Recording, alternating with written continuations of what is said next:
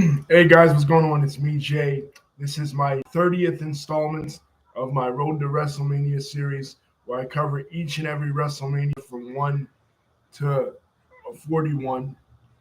And this is WrestleMania 30. So let's get into it. This is a very interesting one. This took place at the Mercedes Benz Superdome on April the 6th, 2014. And why this was a very interesting one, this was the first WrestleMania to ever air on the WWE network. The WWE was using this WrestleMania as a launching pad for their internet based network. They've been talking about this network for about 2 years before this, and it was supposed to be a TV network initially. But when that fell through, Vince McMahon was like, fuck it, let's just make it a streaming service.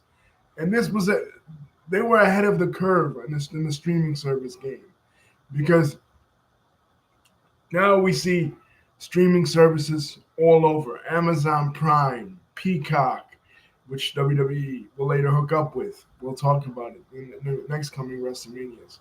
We see Disney Plus, we see ESPN Plus, we see all these kinds of streaming services, but streaming services in 2014 were relatively new. So Vince McMahon was taking a huge gamble. And not only that, he was taking a gamble too because um, he decided to have all the pay-per-views, all the new pay-per-views. It wasn't just old classic content of WCW, ECW, and old WWE stuff. That was included in there too. But in addition to that, newer pay-per-views were included, including all the WrestleManias, all the pay-per-views basically from January to December of each calendar year. Every pay-per-view was included for just the asking price of $9.99. This was a steal, man. This was incredible. This was the most ambitious thing that they launched since forever, like since the first WrestleMania, and they decided to do it at WrestleMania 30, the 30th anniversary of WrestleMania. So they were taking a huge gamble. So what storylines are going into WrestleMania 30?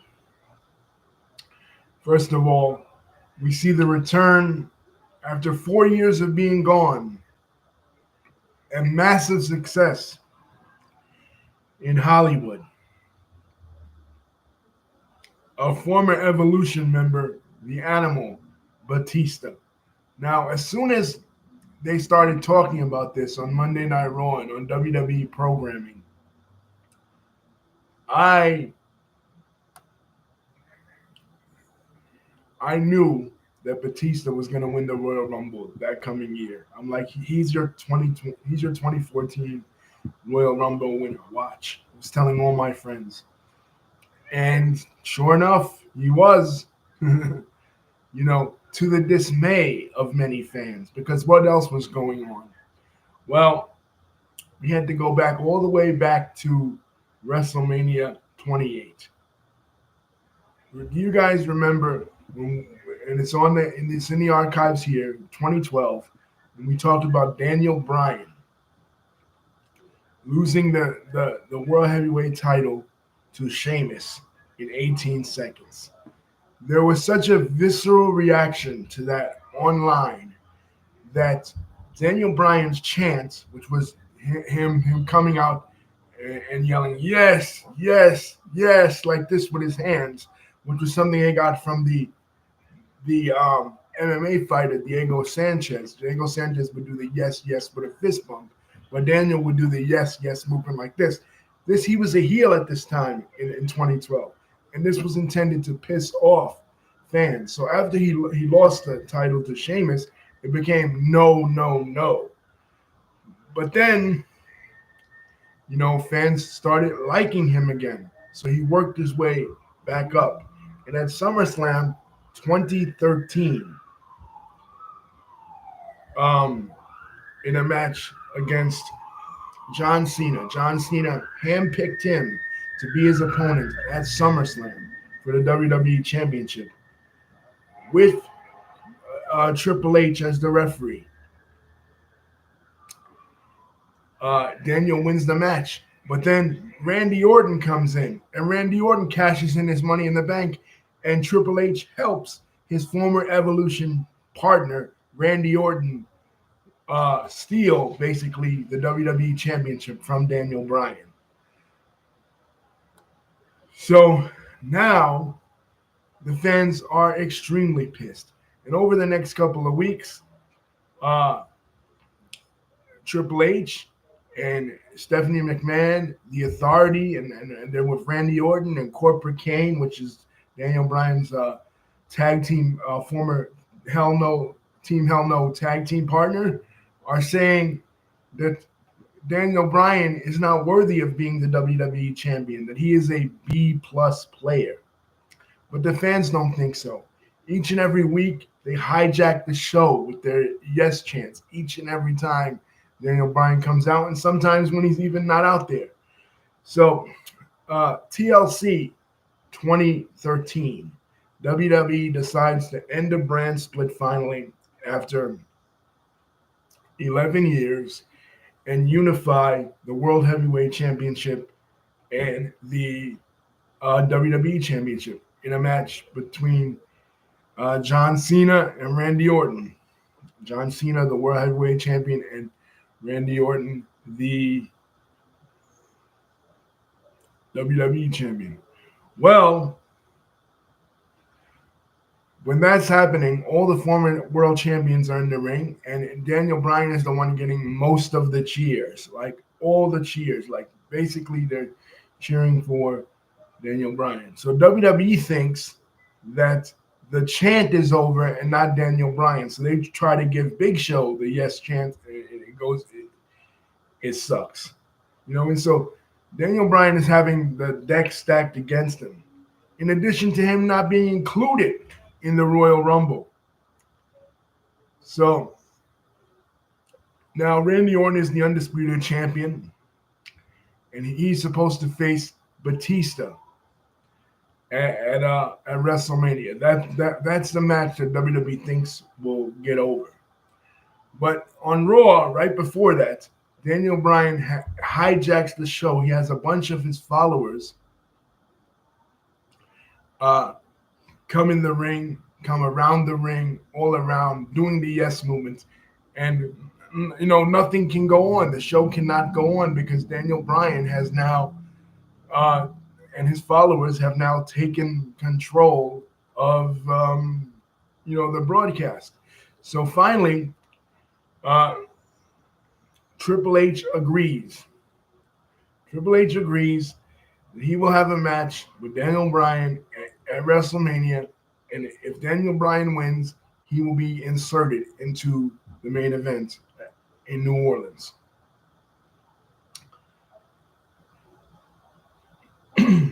Because this yes chant is over. They even try to turn Daniel Bryan heel by inserting him at the last minute into the Wyatt family, which was all a ruse to begin with on Daniel Bryan's part to infiltrate the Wyatt family and destroy it from the inside.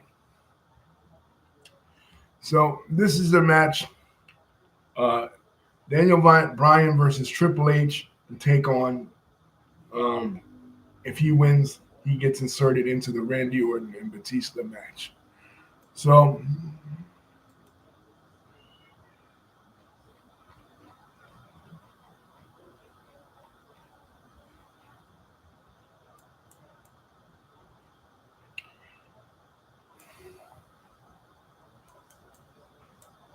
let's get into it. The match on the pre-show, the Usos defeat Los Matadores, Diego and Fernando with El Torito, the Real Americans, Cesaro and Jack Swagger with Zeb Coulter, Curtis Axel and Ryback by pinfall. At this point in WWE's history, the tag team division is at an all-time low. So that's why they have it on the pre-show. First match of the show, Daniel Bryan defeats Triple H with Stephanie McMahon by pinfall. So there you have it. This was a good match. This was a really good match.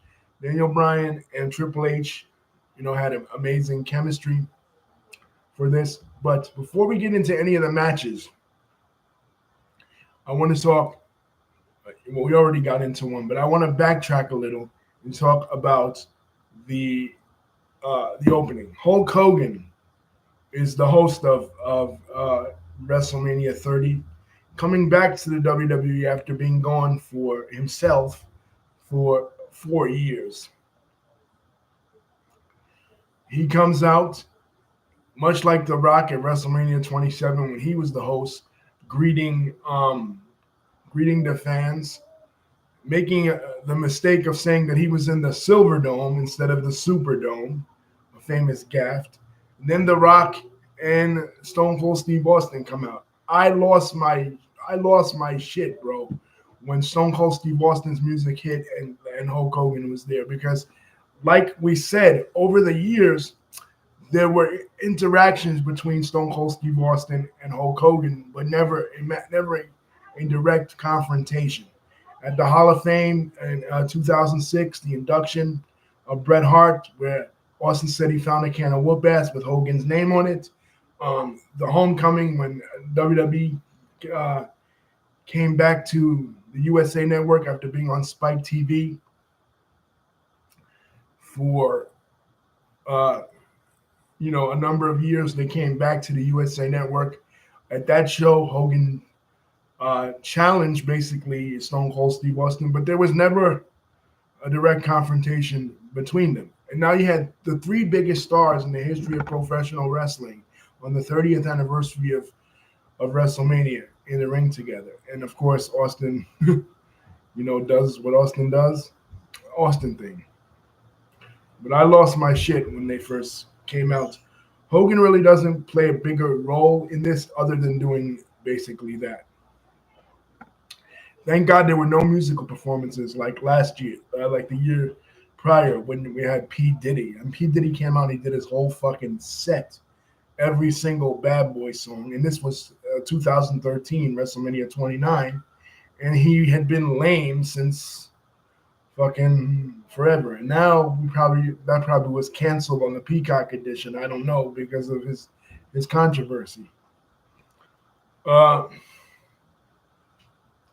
You have the Shield, Dean Ambrose, Roman Reigns, and Seth Rollins.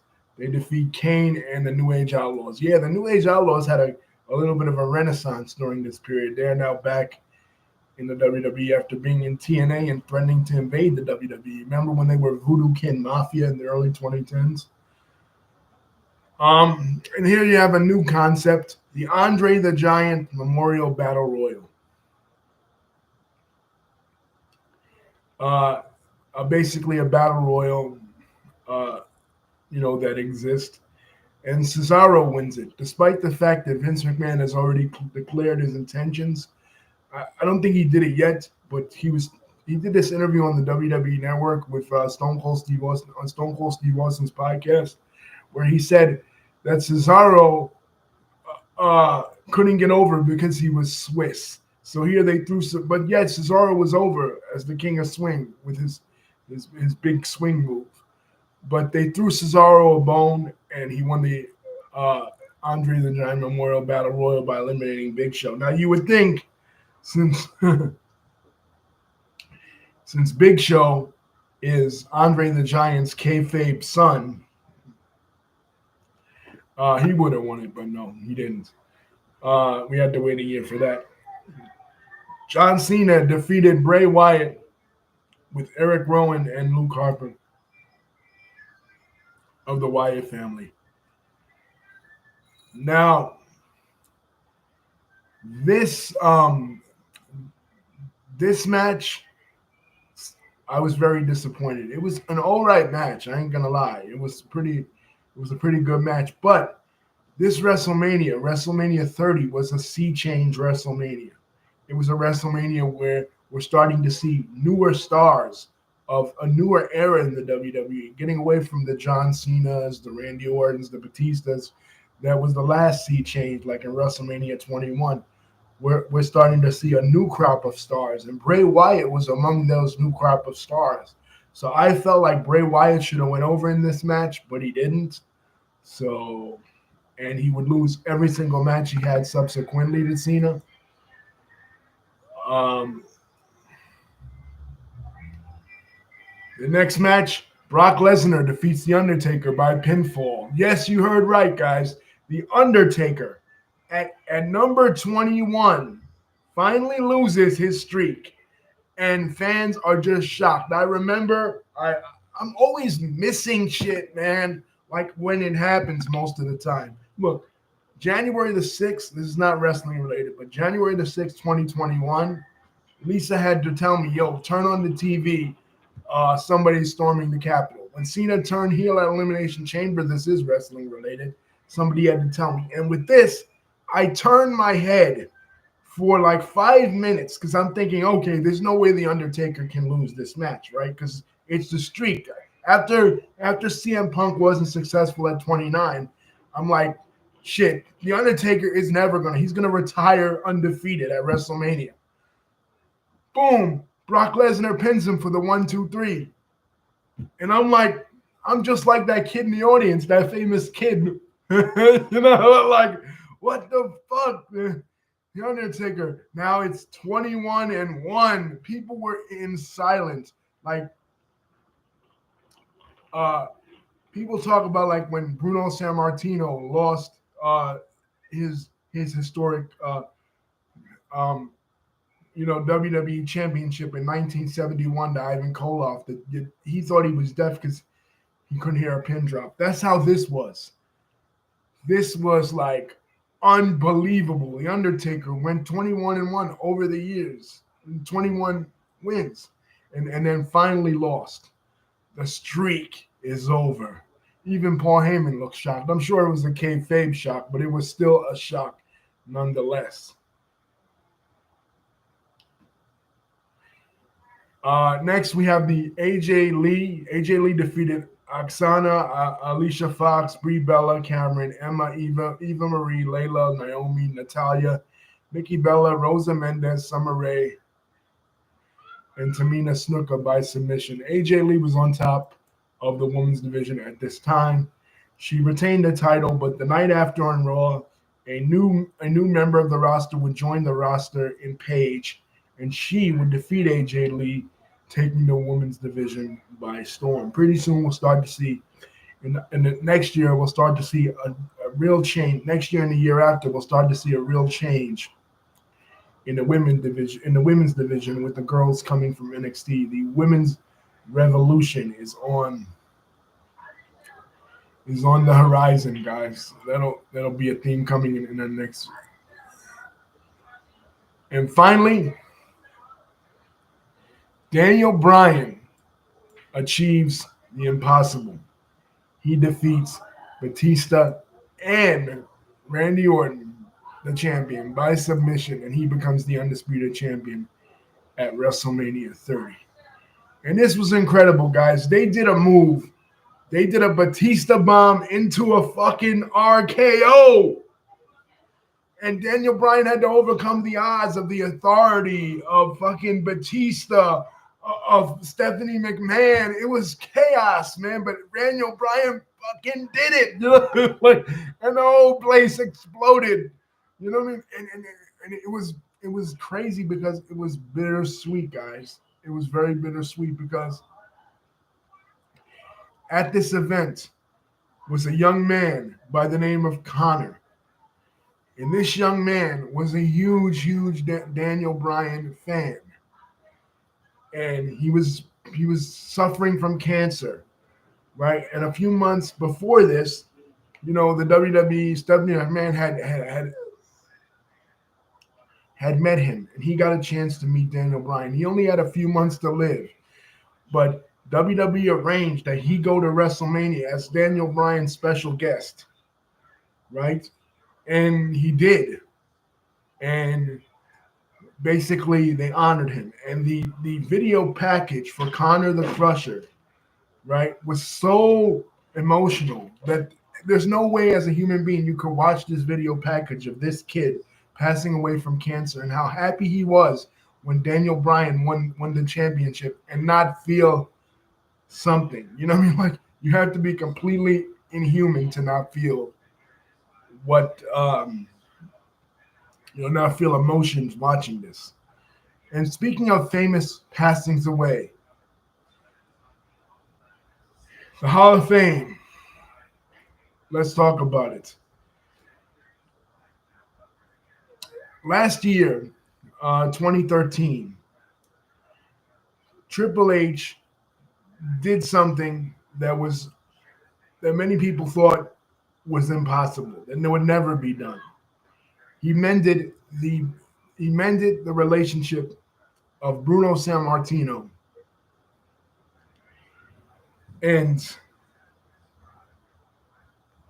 the WWE. Bruno Sammartino was last seen in the WWE. We talked about him in the WrestleMania series as in 1986. After that, he dissolved his relationship with the WWE. During Vince McMahon's steroid trial, he went on national TV, all the TV shows denouncing Vince, saying that the WWE was full of moral degeneracy and the WWE was full of drugs. And this was the guy that was the WWE champion all throughout the 60s, from 63 to 71, and was the star of the WWE basically during the entire 60s and 70s, and sold out the Garden more times than anybody else. But he was going on tour denouncing the WWE, saying the WWE was a den of iniquities, put it that way. And the WWE was evil, and the WWE was killing their wrestlers. He was doing everything he could to denounce the WWE and try to bring it down, all the way back since he left in '86, right? Triple H had managed to mend that relationship, and that was special because that was, his hometown. That was New York. The Hall of Fame ceremony took place in Madison Square Garden. But who else, was missing from the WWE Hall of Fame that had a long time relationship with the WWE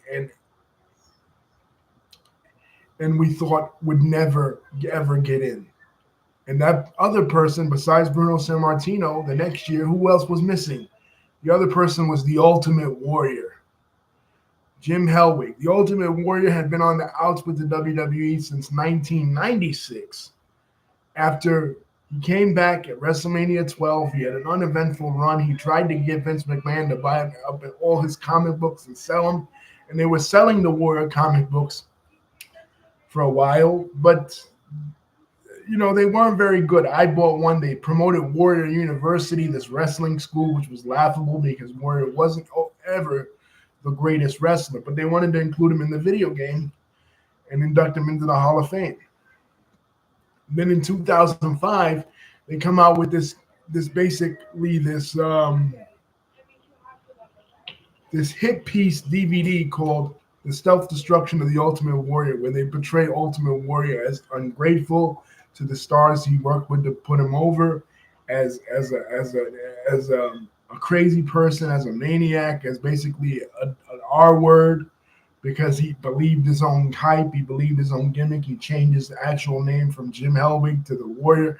They portrayed Warrior in an unsavory light, and Warrior actually sued them for this. So much like Bruno Sammartino, Ultimate Warrior became very bitter towards the wrestling business. He started making a YouTube series where he was exposing various wrestlers, and he even exposed Hulk Hogan right after Randy Savage passed away in 2011, sticking up for Randy and exposing Hulk Hogan, who was also part of the Self-Destruction DVD. Like, he came back for a match in Spain against Orlando Jordan. It was something really weird. Like, he felt the whole wrestling business turned against him. But somehow, through Triple H's negotiations, the Ultimate Warrior accepted the invitation to go into the Hall of Fame at WrestleMania 30.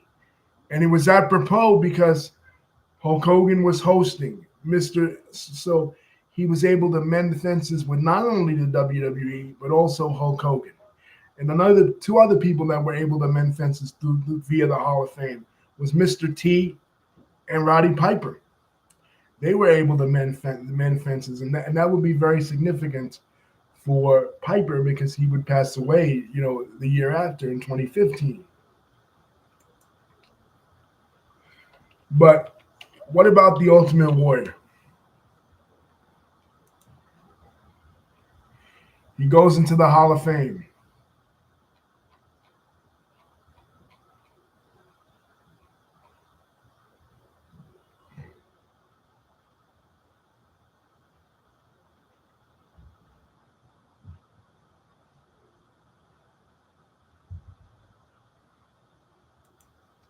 He gives this amazing speech about how WWE should honor the people that work backstage, the people that we don't know, the sacrifices that they make as opposed to just the wrestlers.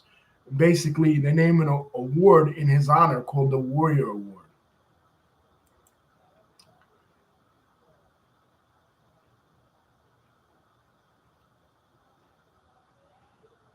What happens? The next night on Raw, after WrestleMania is over, he comes out in his warrior costume, right, as his warrior character, and he delivers a hell of a promo. Speak to me, warriors!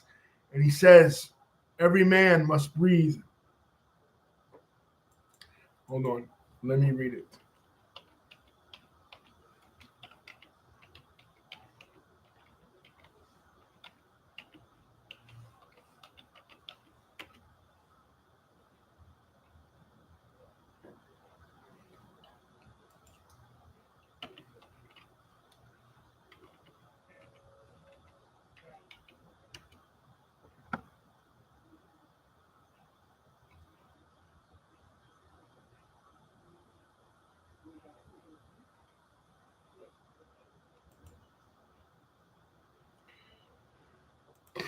Anyway, basically, I can't find it, but basically, from what I remember from memory, he says every man must breathe his final breath, and um,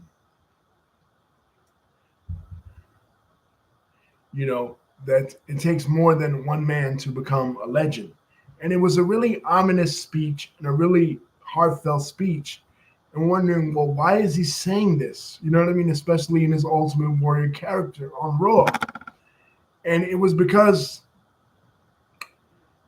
a day after, a day after, a couple of days after actually going into the Hall of Fame, the Ultimate Warrior, Jim Hellwig, passes away.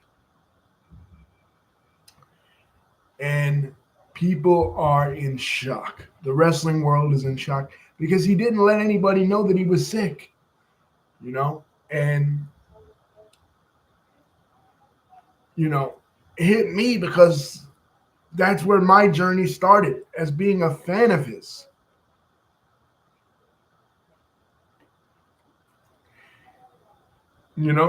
As being his fan, seeing him for the first, scrolling across channels in 1990, and all of a sudden seeing the Ultimate Warrior cutting this promo and being enthralled. But I didn't even know what wrestling was, at this age, right? Yeah, well, fucking 5 years old. But, uh, you know, just this guy that looked like a walking, talking comic book character, you know, made me want to watch wrestling. So, and I had his doll, this pull string doll, and I had the Tonka toy, the plush Tonka toys. You know, other people liked Hogan, I liked the Warrior, and it was sad to me, man. Not a celebrity death hadn't hit me that hard since Michael Jackson passed away a couple of years before that in '09. You know what I mean? So this was a tough one, man. So this made WrestleMania 14 for me bittersweet.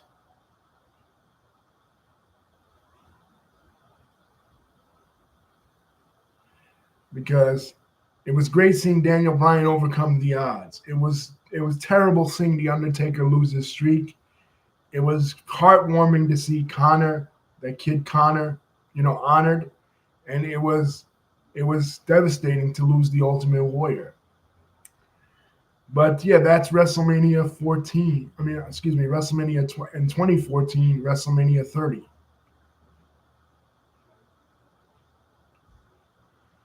Um, it's a WrestleMania I will never ever forget, guys. You know, WrestleMania 10 was great. WrestleMania 20 was great, and but 30 was like 20. It was bittersweet. You know, you had your great moment of the underdog overcoming the odds, but it was bittersweet in the sense that we had to say goodbye to many legends and say hello to many other legends. Now it wouldn't last because Daniel Bryan would get injured, and um, before he was injured, he would be put into a go nowhere feud with Kane. And by the next year, WrestleMania 31, we're back to square one. WWE once again inserting their opinion and their hand chosen guy to win the Royal Rumble and go on to WrestleMania in Levi Stadium to take on Brock Lesnar, who will then be the champion. Brock Lesnar, this after WrestleMania 14, Brock Lesnar is immortal now. Now he suplex city, eat, sleep, suplex, rinse, and repeat. Especially after he destroys John Cena at SummerSlam. Now there's no stopping Brock Lesnar. He he begins to after WrestleMania 30, he begins to dominate WWE TV like you would not believe, guys. You know, uh, too much to the annoyance of many people, including myself. I like him. You know what I mean? I like when he first came back from UFC, but his shit got to be so repetitive after a while. Like, and you'll see by 2020, I'm like, I don't want to see Brock Lesnar on my TV anymore. Uh, so we're on to Levi Stadium, WrestleMania 31, 2015. Join me next time as we see the birth of a brand new star, another guy besides Brock Lesnar that will be the face of the WWE in the next coming years, Roman Reigns. Peace, guys. Don't forget to like, comment, and subscribe. Hit the bell button to see my next video is coming out.